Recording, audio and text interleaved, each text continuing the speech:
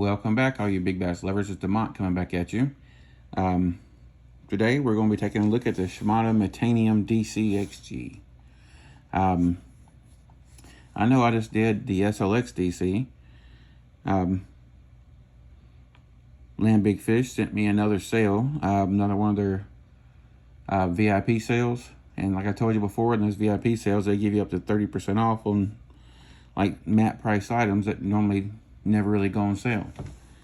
And this being one of those items, I have found in the past that sometimes if Tackle Warehouse does a sale, they'll exclude the mat price items, but you can call them and a lot of times they'll put it in the sale, but it's never a 30% sale. Just to clarify what I said in that last video I made with the SLX, it's more like a 10% up to 15-20% at the very most. But once the 20%, usually they don't do that. They don't do that call and give you the deal. It's basically only on like their 10 and 15% off stuff. But anyway, without further ado, let's go ahead and show you what's in the box.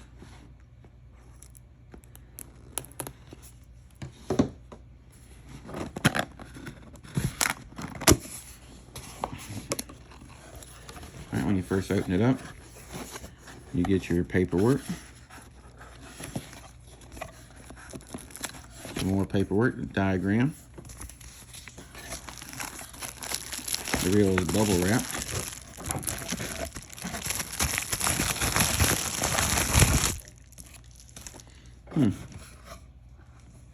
Okay, we'll come back to this in a second.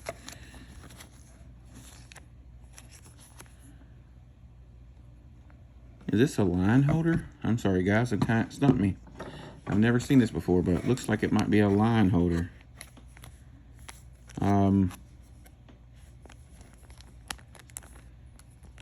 Maybe, because it looks like the spool has no holes or anything on it. Maybe this holds the line to your spool so you can get started easier. I'm not sure.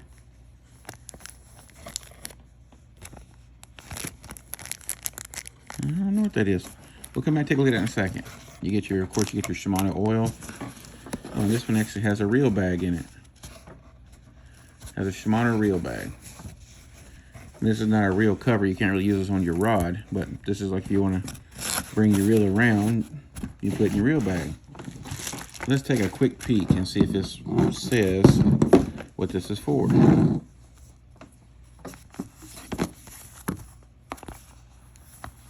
It says, congratulations, you have chosen the superb quality and outstanding performance of a Shimano engineered product.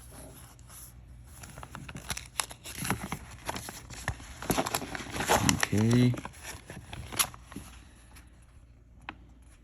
Warranty guarantee.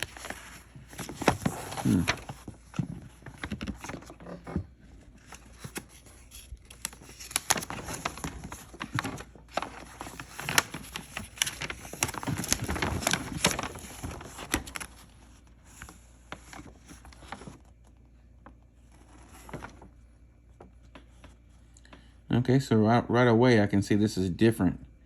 This has the IDC 5 and the SLX has the IDC 4 braking system.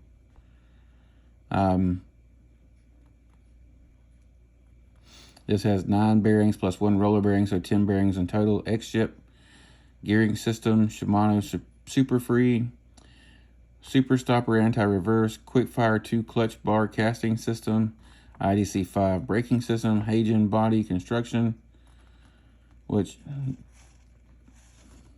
think that means magnesium is what their version of Hagen is. I'm not sure.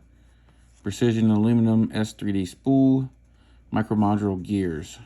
Okay, so I am not seeing anything about this. What this little sticker thing is. So let me just turn this over.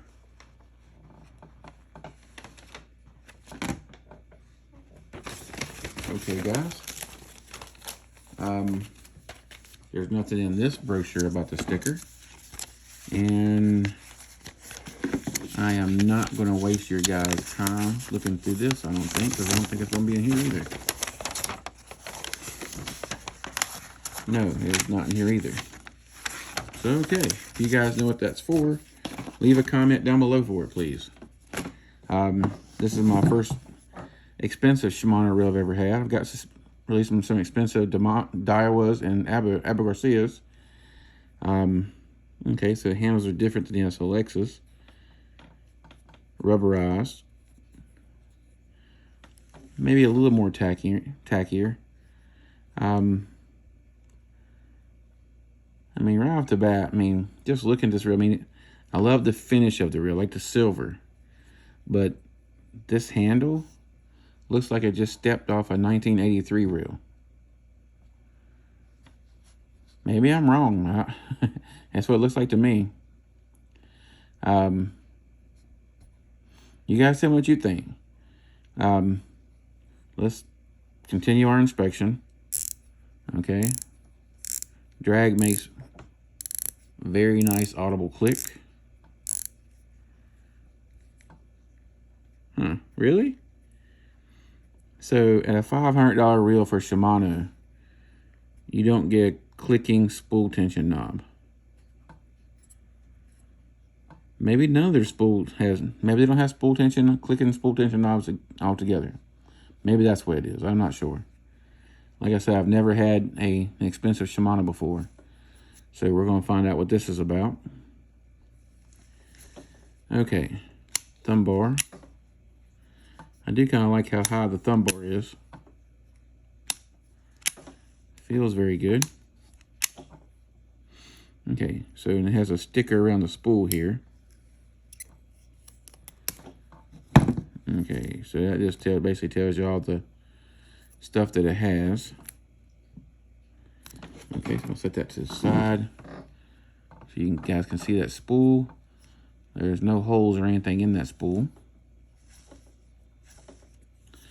All right, and then how you open this one is you have to, from what I remember seeing correctly in the book just now, I have to turn this to open, and then I have to push this forward, and then, oh, this comes off straight off. And there's your IDC 5 braking system. Looks like it's already set on fluoro. And then here's your spool. So I guess Shimano doesn't even do half spools, half shaft spools. Appears to be an aluminum shaft. We're going to take a more look at this in just a minute. Okay, so to adjust this braking system, you have to come here and turn this. Okay, so that it goes to PE, which that stands for your braid. Then it has another one, N for nylon.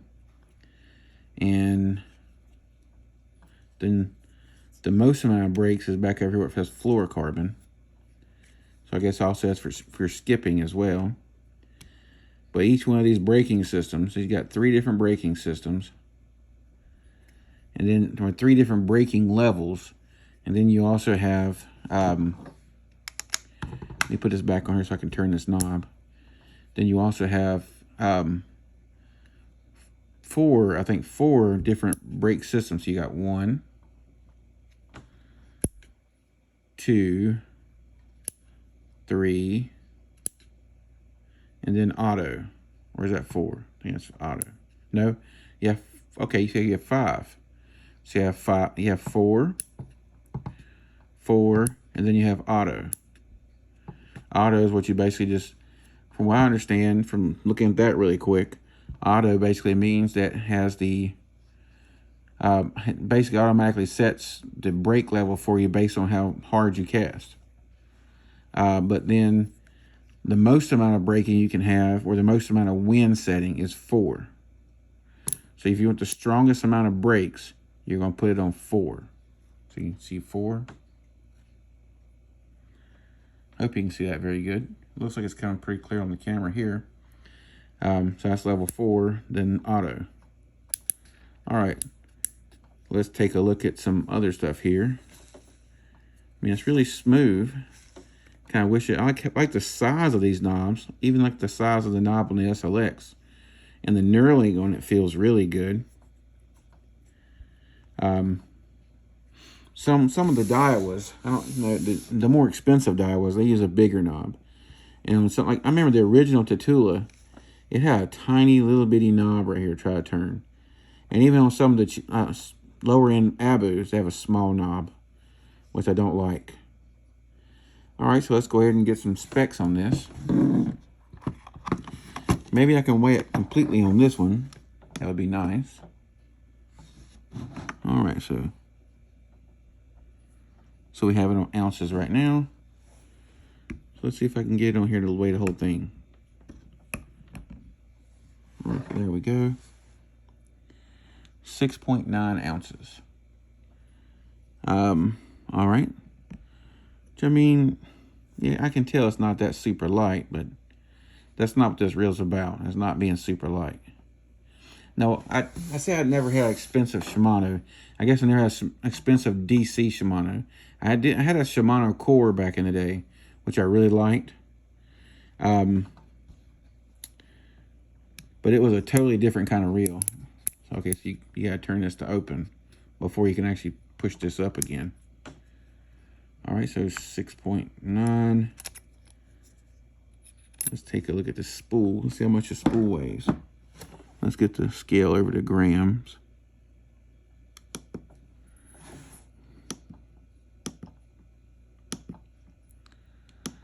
Oops, gram right there. Okay, so where the other spool on the SLX weighed 20, this one weighs 17.27. I mean, you can tell it weighs a pretty good amount.